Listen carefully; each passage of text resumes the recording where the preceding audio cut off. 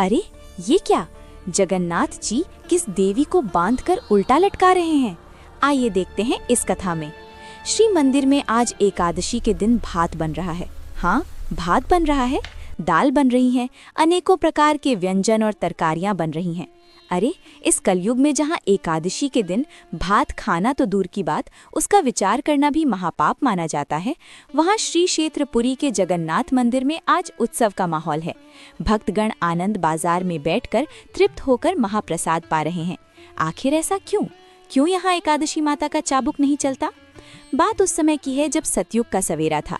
भगवान विष्णु के श्री अंग से एक परम तेजस्वी शक्ति उत्पन्न हुई, जिनका नाम था एकादशी देवी।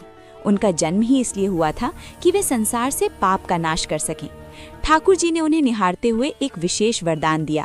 बोले, देवी, महीने में 2 दिन तुम्हारा राज चलेगा। जो भी मनुष्य उस तिथि पर अन्न, विशेषकर चावल पाएगा, उसके सारे संचित पाप उस अन्न में समा जाएंगे, और जो तुम्हारी शरण में रहकर व्रत करेगा, उसे साक्षात मेरा धाम प्राप्त होगा। एकादशी माता जो थी, उन्हें अपनी इस शक्ति पर बड़ा गर्व हो गया। हो भी क्यों ना, तीनों लोकों में उनका भय था। स्वर्ग हो या पाताल, उस दिन कहीं चूल्हा नहीं जलता था। पापी से पापी मनुष्य भी एकादशी के दिन चावल को छूने से कांपता था। अपनी विजय पताका फहराती हुई अहंकार में डूबी एकादशी माता एक दिन नीलांचल धाम यानी हमारे जगन्नाथपुरी पहुंची। जैसे ही उन्होंने मंदिर के सिंह द्वार में अपना पहला कदम रखा, उनको लगा कि शायद वे रास्ता भटक गई हैं। उनका दिमाग चकरा गया। आज एकादशी की पावन तिथि थी, पर यहाँ का नज़ारा तो बिल्कुल उलट था। आनंद बाजार में हजारों भक्त बैठे थे। कोई भूखा नहीं था, कोई प्यासा नहीं था। सबके सामने मिट्टी के कुल्हड़ों में गर्मा गर्म अन्न परोसा जा रहा था।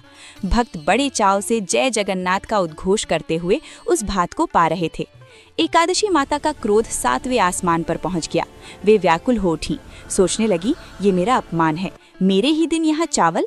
क्या जगन्नाथ जी मेरा नियम भूल गए? क्या उन्हें मेरी शक्ति का भान नहीं? क्रोध में जलती हुई वे सीधे मंदिर के गर्भगृह में घुस गईं। सामने रत्न सिंहासन पर ठाकुर जी अपने बड़े भाई बलभद्र और लाडली बहन सुभद्रा के साथ मंद मंद मुस्कुरा रहे थे। एकादशी माता ललकार कर बोली, प्रभु, ये क्या अनर्थ हो रहा है? आपने ही तो मुझे वरदान दिया था कि एकादशी को चावल में पाप पुरुष का वास होगा, तो आज आपके इस धाम में ये पाप की गंगा क्यों बह रही है? रोकिए इन भक्तों को, वरना मेरा शाप सबको भस्म कर देगा। ठाकुर जी ने बड़े प्रेम से देखा और शांत स्वर में बोले, देवी, शांत हो जाओ। तुम देख रही हो, वो साधारण चावल नहीं है, वो कैवल्य है, वो मेरा महाप्रसाद है। ये साक्षात मेरी जूठन है, और मेरी जूठन में कभी कोई पाप निवास नहीं कर सकता। इसके सामने कोई तिथि, कोई नक्षत्र, कोई नियम बड़ा नहीं है। परंतु एकादशी माता का अहंकार जो था, वो बहुत बड़ा हो चुका था। उनको लगा कि भगवान केवल अपने भक्तों का पक्ष ले रहे हैं। वे जिद पर अड़ गईं। बोली, नहीं प्रभु, नियम तो नियम होता है। अगर सारी दुनिया चावल नहीं पा रही, तो पुरी में भी कोई नहीं पाएगा। मैं अभी जाकर उन भक्तों के पत्तलों से वो अन्न छीन लूंगी। जैसे ही एकादशी माता पलटी और उन्होंने महाप्रसाद को रोकने के लिए अपना हाथ उठाया, तभी अचानक मंदिर का पूरा वातावरण बदल गया। ठाकुर जी की वो प्यारी सी मुस्कान ओझल हो गई। उनकी बड़ी बड़ी गोल आंखों में वो तेज आ गया जो प्रलय ला सकता है। क्योंकि ठाकुर जी सब कुछ सह सकते हैं, अपना अपमान सह सकते हैं, लेकिन अपने भक्त और अपने प्रसाद का अपमान उनसे सहन नहीं होता। ठाकुर जी की एक हुंकार गूंजी जिसने पूरे नीलशैल पर्वत को हिला दिया। वे कड़क आवाज में बोले, रुको देवी, तुमने मेरे महाप्रसाद को पाप कहने का दुस्साहस कैसे किया? क्या तुम भूल गई हो कि ये महाप्रसाद साक्षात ब्रह्म है? इसके सामने वेद, पुराण और स्वयं तुम जैसी शक्तियां भी छोटी पड़ जाती हैं। पर प्रभु, नियम तो आपका ही बनाया हुआ है। अगर आज भक्त चावल पाएंगे तो मेरा व्रत खंडित हो जाएगा। मेरा मान कहाँ रहेगा? सुनो एकादशी, मंदिर की इस चौखट के बाहर पूरी दुनिया में तुम्हारा ही राज चलेगा। वो जो भी अन्न पाएगा उसे निश्चित ही पाप लगेगा। लेकिन ये श्री क्षेत्र है, ये मेरी पुरी है। यहाँ केवल एक ही नियम चलता है, प्रेम का नियम। यहाँ मेरे हाथ से निकला हुआ एक एक दाना अमृत है। यहाँ तुम्हारा कोई बस नहीं चलेगा। लेकिन एकादशी माता फिर भी नहीं मानी। वे बोली, मैं ये अन्याय नहीं होने दूंगी। मैं इसी सिंह द्वार पर खड़ी रहूंगी, और जो भी भक्त यहाँ महाप्रसाद पाएगा, मैं उसके सारे पुण्य छीन लूंगी। अब ठाकुर जी का धैर्य समाप्त हो चुका था। उन्होंने अपनी योग माया का आह्वान किया। बोले, तुम्हें अपनी शक्ति पर बहुत अभिमान है ना? तो आज से तुम्हारी ये शक्ति इस मंदिर की चार दीवारी के भीतर शून्य हो जाएगी। अगले ही पल एक चमत्कार हुआ। अदृश्य दिव्य जंजीरों ने एकादशी माता को जकड़ लिया। ठाकुर जी के आदेश पर उन्हें मंदिर के ईशान कोण में ले जाया गया और वहां उन्हें उल्टा लटकाकर बांध दिया गया। ठाकुर जी ने श्राप दिया, अब तुम यहीं बंदी बनकर रहोगी। तुम्हारी आंखों के सामने साल के 365 दिन, यहाँ तक कि एकादशी के दिन भी मेरे भक्त पेट भरकर महाप्रसाद पाएंगे। तुम सब देखोगी पर किसी को रोक नहीं पाओगी। यहाँ मेरी आज्ञा के बिना तुम पत्ता भी नहीं हिला सकोगी। एकादशी माता छटपटाने लगी। वे रोते हुए बोली, प्रभु, ये तो घोर अन्याय है। अगर मैं यहाँ ऐसे ही बंदी रहूंगी तो संसार मेरा सम्मान करना छोड़ देगा। क्या भक्त मुझे भूल जाएंगे? उनका सारा अहंकार मिट्टी में मिल चुका था। उन्हें समझ आ गया था कि मर्यादा पुरुषोत्तम के नियम भी उनके प्रेम के आगे हार जाते हैं। ठाकुर जी जो करुणा के सागर हैं, उनका दिल पसीज गया।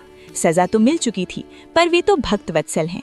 उन्होंने बंदी बनी हुई एकादशी माता के पास जाकर एक अनोखा समझौता किया।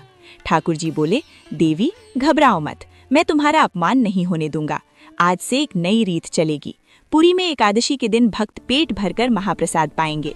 उन्हें कोई पाप नहीं लगेगा, लेकिन तुम्हारे सम्मान की रक्षा के लिए वे उस महाप्रसाद को पाने से पहले अपने मस्तक से लगाएंगे, उसे दंडवत प्रणाम करेंगे और मन ही मन कहेंगे, हे एकादशी माता, ये साधारण अन्न नहीं, प्रभु का प्रसाद है।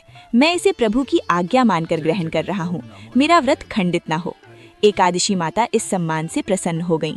उन्होंने वचन दिया, प्रभु, जो भी भक्त इस भाव से पुरी में महाप्रसाद पाएगा, मैं उसके पाप नहीं गिनूंगी, बल्कि उसे 2 गुना पुण्य प्रदान करूंगी। यही कारण है कि आज भी जगन्नाथपुरी दुनिया की इकलौती ऐसी जगह है जहां एकादशी के दिन आनंद बाजार में हजारों भक्त बड़े आनंद से महाप्रसाद पाते नजर आते हैं। वहां मान्यता है कि यदि एकादशी के दिन आपको महाप्रसाद मिल जाए और आपने ये सोचकर उसे ठुकरा दिया कि आज मेरा व्रत है, तो वो साक्षात जगन्नाथ जी का तिरस्कार माना जाता है और उसका भारी पाप लगता है। आज भी मंदिर के बेड़ा काली मंदिर के पास एकादशी माता की मूर्ति स्थापित है, जहाँ वे मौन रहकर सब देखती है पर किसी को टोकती नहीं। ये कथा हमें सिखाती है कि धर्म में नियम तो बहुत हैं, पर प्रेम और ठाकुर जी का प्रसाद उन सब नियमों से ऊपर है।